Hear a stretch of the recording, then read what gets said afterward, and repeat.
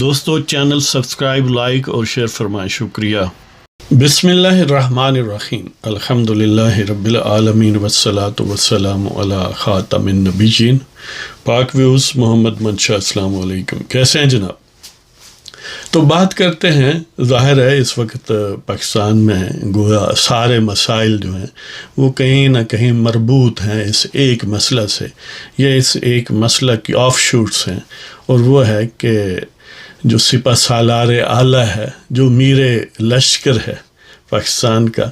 وہ کون ہوگا یا وہی ہوگا جو اب ہے۔ تو اس پر ظاہر ہے یہ بھی آپ سن چکے کہ میاں شہباز شریف وزیر اعظم پاکستان جو ہے وہ لندن گئے، اپنے بھائی سے اور اپنے قائد سے میاں نواز شریف سے ملاقات کی، اور وہ بھی اب تشت بام ہو چکا کہ جتنی چیمیں گوئیاں تھیں کہ یہ آپشن ہے، وہ آپشن ہے، اس کو ادھر رکھ لیں، اس کو ادھر رکھ لیں جی، لیکن پھر بھی اسے ہی رکھ لیں۔ تو وہ سارے معاملات جو ہیں وہ بہرحال ایک پاکستان کے لیے جو بہتر معاملہ ہے اس کی طرف گئے ہیں کہ میاں برادران نے یہ بات طے کر لیا اپنے رفقا، ظاہر پی ڈی ایم کے باقی لیڈرشپ سے اور اپنے نون لیگ کے جو بھی کرتا دھرتا ہے، اپنے جو اہم قریبی ساتھی ہیں ان کے مشورے سے، کہ وہ کیا کہتے ہیں کہ مائی وے اور ہائی وے ہیں جی۔ تو انہوں نے یہ کہا ہے کہ دیکھیں، یعنی ظاہر ہے یہ الفاظ میرے ہیں، مطلب انڈر لائنگ جو کنسیپٹ ہے کہ اس دن کے لیے ہی تو ہم نے اتنے ناز اٹھائے تھے تمہارے، اس دن کے لیے ہی تو اتنی تہمتیں کھائی ہیں، اس دن کے لیے گویا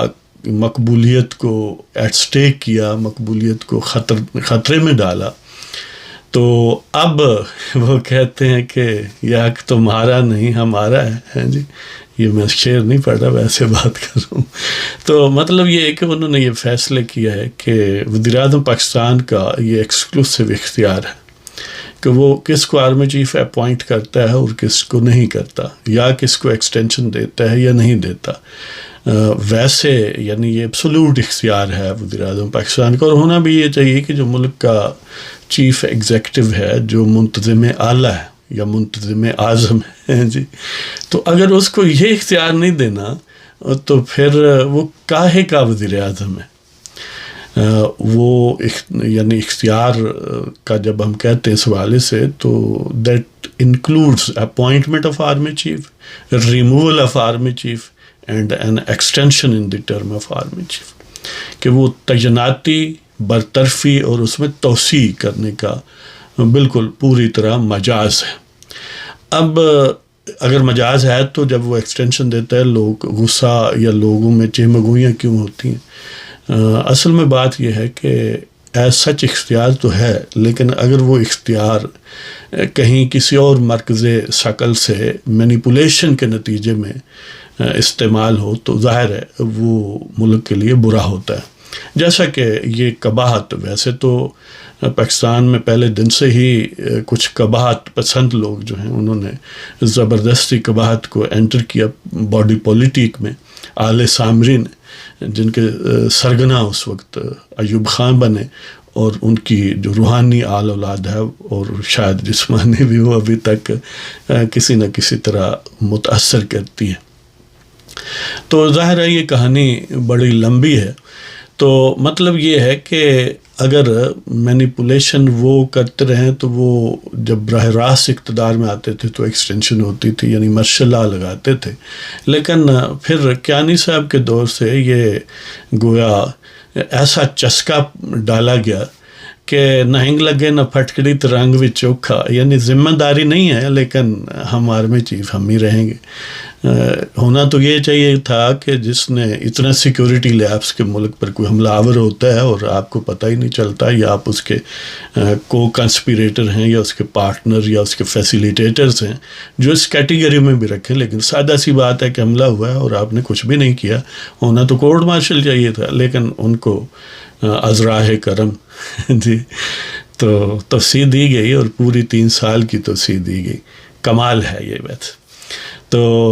اس کو پھر ظاہر ہے جو راحیل شریف صاحب تھے ان کی بھی رال ٹپکی اور انہوں نے زمین آسمان ایک کر دیا کہ اب جانے کی باتیں جانے دو. ایک طرف یہ بیان دلواتے یا دیتے تھے کہ دیکھیں جی میں ایکسٹینشن نہیں لوں گا جی، اور دوسری طرف ایکسٹینشن کے لیے کہاں کہاں سے جتھے طلب کیے، بلائے گئے، کہاں شیخ الکینیڈوی، کہاں ایک بنی گالا کا ٹھگ جو رسوائے زمانہ ہے اور کذاب ہے، یعنی ان کو باقاعدہ نتھی کیا گیا اور ان کو دامے درمے سخنے قدمے ہر ٹائپ کی سپورٹ کی گئی، اور اسٹیٹ مشینری کو اور عوام کے دیے گئے اعتماد اور فنڈز کو یوز کرتے ہوئے ڈی سٹیبلائز کیا پورے ملک کو. لیکن بہرحال اس وقت میاں صاحب اڑ گئے، اور ظاہر ہے اس اڑنے کا، اس ڈٹ جانے کا انہوں نے خمیازہ تو بھگتا، لیکن بہرحال انہوں نے یہ بات ثابت کی کہ prime minister of Pakistan refuse کر سکتا ہے. تو پھر اس کے بعد باجوہ صاحب تشریف لائے جی، تو پھر انہوں نے اس سے سبق سیکھا کہ اگر میاں صاحب رہتے ہیں تو مجھے توسیع نہیں ملے گی، لہذا ان کی جو نظر عنایت تھی پاکستان پر جم گئی کہ ہمارے بغیر اس کا بھلا کون ہے. تو وہ یتیم نہیں چھوڑنا چاہتے تھے، لہذا نہ صرف انہوں نے 3 سال نکالے یعنی پہلے مکمل کیے، بلکہ اس میں یہ پوری پلاننگ کر لی کہ حکومت کا تیا پانچا اور آئین پاکستان کو سبوٹاج کر دیا جائے.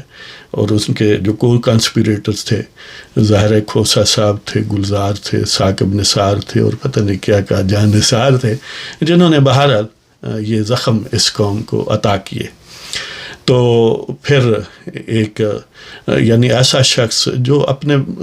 1-2 بچوں کی یا 3 بچوں کی تربیت کر نہیں سکتا، ان کو روٹی نہیں کھلا سکتا، زکوٰۃ خیرات صدقات لیتا ہے اور ان کو چوری کرتا ہے، ایسا شخص جس کا کوئی کاروبار نہیں ہے لیکن وہ بلینئر ہے جی، اور سارے جہان میں یعنی کون سی ایسی قباحت، ایسی خباثت نہیں جس کی تجسیم وہاں نہیں ہوئی. ایسے شخص کو پھر پراپ اپ کیا گیا اور ان کو مسند اقتدار پر بٹھایا گیا تاکہ اپنا الو سیدھا ہو، اور وہ الو سیدھا ہو گیا. لیکن جب کشتی ڈوبنے لگی تو پھر کچھ اور سوچا، اور شاید انڈر لائنگ کچھ اور بھی تھا کہ پھر کہیں سے رال ٹپکی. لیکن بہرحال ہم فیس ویلیو پر جاتے ہیں. باجوہ صاحب نے بالکل یہ کہا کہ میں ایکسٹینشن نہیں لوں گا. راحیل شریف نے بھی ویسے کہا. کبھی کوئی کہتا ہے میں ایکسٹینشن لوں گا، ویسے یہ ایک ایکڈیمک سینس ہے، میں نے نہیں آج تک سنا کسی نے کہا کہ میں ایکسٹینشن لوں گا.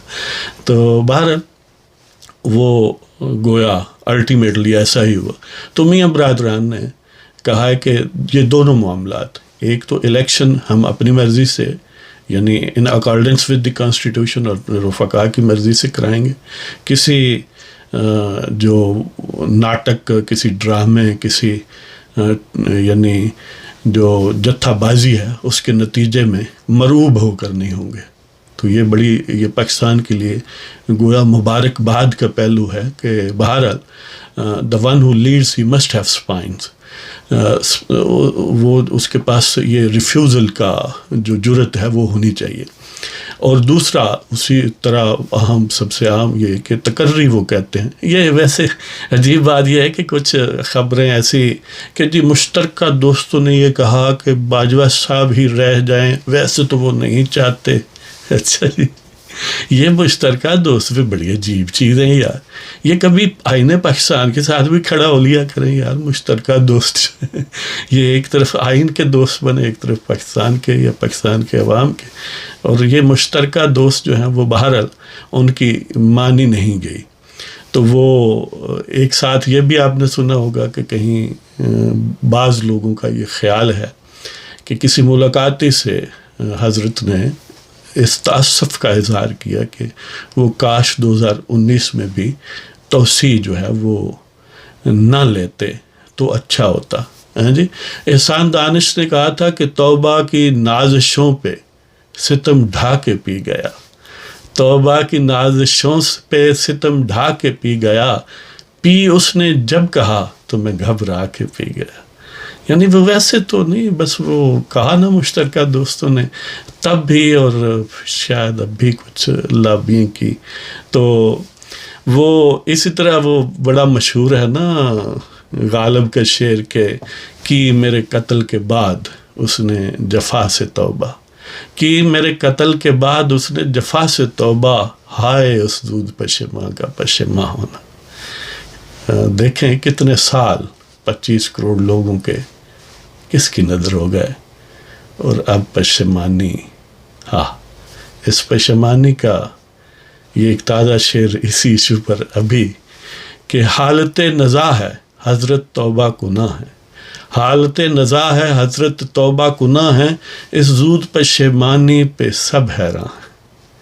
حالت نزاع ہے حضرت توبہ گناہ ہے، اس زود پشیمانی پہ سب حیراں ہیں۔ تو اسی طرح ایک اور، بس